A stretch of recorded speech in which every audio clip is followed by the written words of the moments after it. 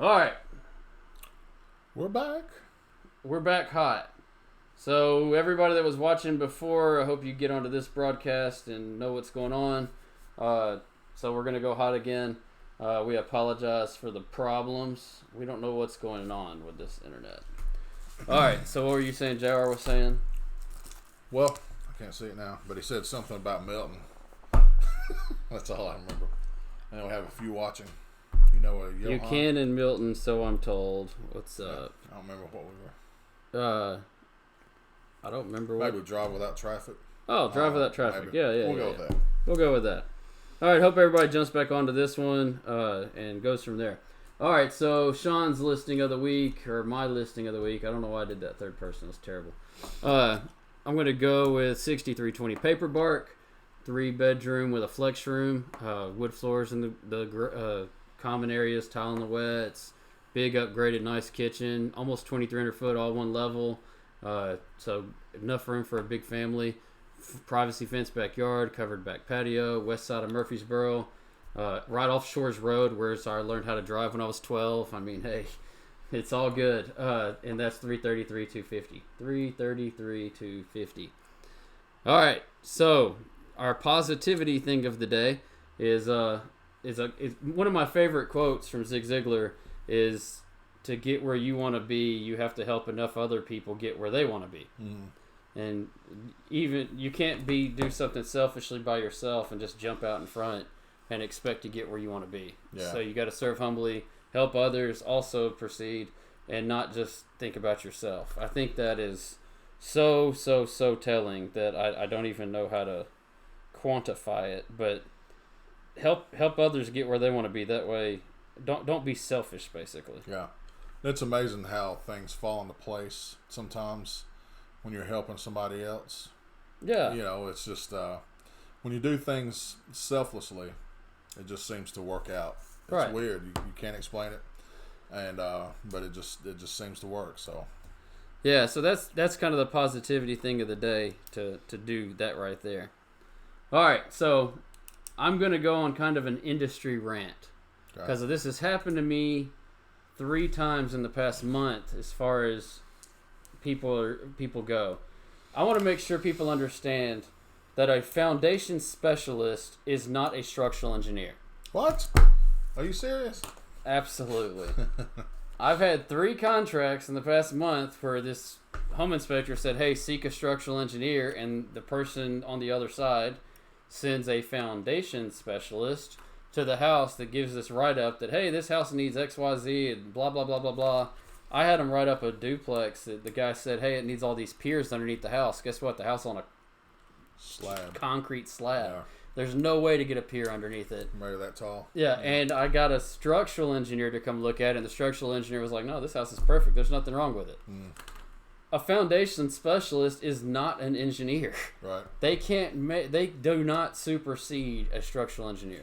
They fix what the structural They engineer are says is what's wrong. Right, Yeah. correct. They are general contractors. They are supposed to go by what the structural engineer lays out in front of them. However, 2 of the ones that I ran into in the past 3 both tried to supersede what the structural engineer said.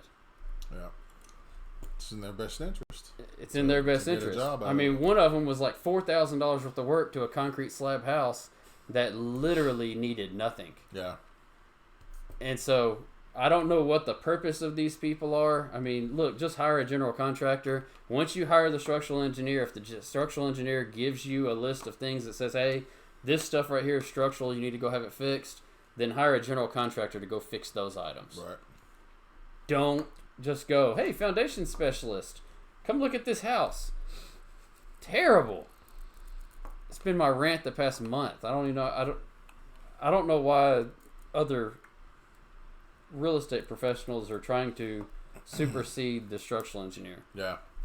Well, and you know, on the buying side, you want it to be right. Correct, for yeah. your client. So why would you not want a structural engineer to give that?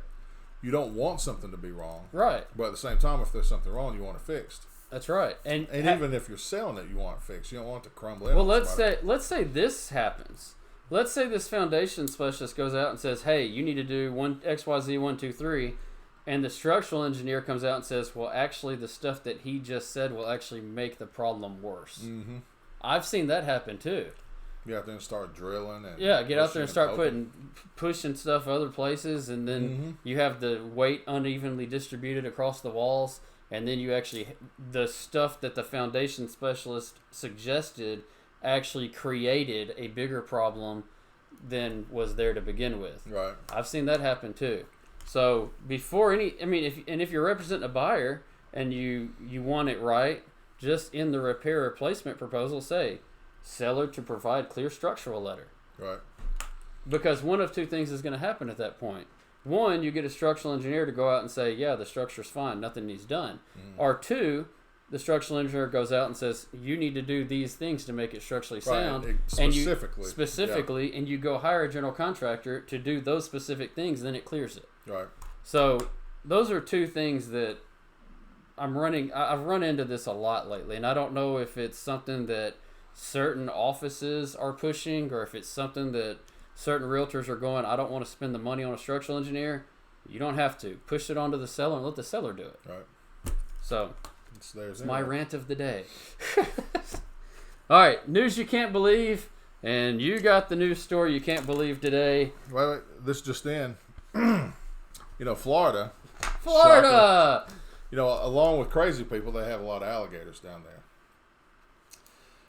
And you deal with a 3.5 foot long alligator. First of all, it wants to kill you and eat you. Maybe not even in that order. This guy picks one up on the side of the road. I don't know if he taped its mouth shut or what, but he picks up a 3.5 foot alligator, goes through Wendy's drive-thru. Once he gets up to the window, shoves the alligator in. Fire in the hole! Yeah. A live alligator. They got a picture of it. It went up under some drink machine. Was it under the Frosty machine? Sitting there getting the drips. Yeah. But no, yeah, so and of course he got arrested. It took him a long time to find him. But once they did, he actually got charged with endangerment to the animal, with intent to harm because he shoved it through this. Maybe he really only wanted them to grill the alligator. Maybe that's what was going on. BYOM. BYOM. Yeah, bring your own meat. Throw this on the grill for Wendy says they always have fresh meat. He was just giving them fresh meat. Can't get fresher than that. Can't get fresher than that. But anyway, this is the second story in a week that we've had from Florida about people randomly going down the street picking up wild animals. Right, yeah. This is a wild alligator. Last week we had wild iguanas. Yeah. I mean, what is the deal with people in Florida going, hey, you know what? That animal right there needs to go into my car. And at least this guy didn't get attacked by the animal he picked up off the road. Last week's guy... I wonder if somebody else did. No. Yeah. That's a mess. I wonder if they got his order wrong. Maybe. Could have been it. Look, I'm sick and tired of coming through this Wendy's and give me a round hamburger patty. They're round, not square. This Wendy's is. I'm tired of them giving me the wrong order of Biggie fries. Right. I've had enough. Have an alligator. This will solve it. Here. This will solve it. Take it. Yeah. Take it. Or maybe it was there was a Tim McGraw song about would you like fries with that? Yeah. Maybe it was really like this guy's ex-wife's boyfriend or something. He was throwing the alligator at this guy. May have been. You never know. We can create stories like a backstory of it. Right, yeah. We can create the story of the guy who throws the alligator through the window. I don't know. Always something. But this has been the Monday edition of the BS Show. That's Brad Fowler over here. He's a realtor with Century 21 Wright Realty. I'm Sean Wright. We'd like you to know we're always happy to work your referrals. And for any real estate questions, please give us a call, 615-895-9710. 615-895-9710. And if you want to know what working with the greatest real estate company in Murfreesboro is like, give us a call on the same number. That's all we got for today. We'll see you back on Friday at 12 o'clock. We'll see